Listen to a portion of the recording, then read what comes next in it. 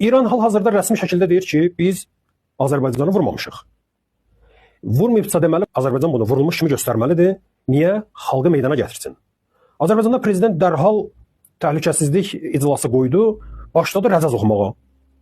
Bunun rəcaz oxuması, Azərbaycan prezidenti rus dilində və ingilis dilində qəşəng danışır, amma Azərbaycan dilində səlis danışa bilmir ailəsi kimi və gəlini kimi.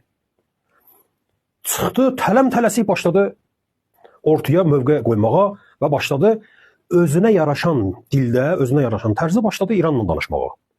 Sənin özünü qüdrət bilməyin Trumpa görədir. Azərbaycan prezidenti özü dedi ki, Trump birinci qüdrətdir, birinci prezidentdir. Deməli, Azərbaycan prezidenti ikinci və ya sonraki prezidentlərdir.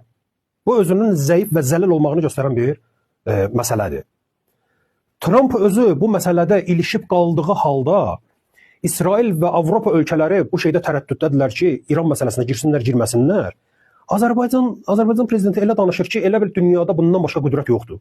Sənin qüdrətin də Hermesdir də, bu Harobdur, Hermesdir və s. bu başını qurdaladığın bir-iki dənə oyun oyuncaqdır ki, hal-hazırda İsrail rejimi qalıb əlində giriftar, Amerika bütün bazalar darmadağın olubdur. Sənin əlində nə var? Sən neyniyəsən?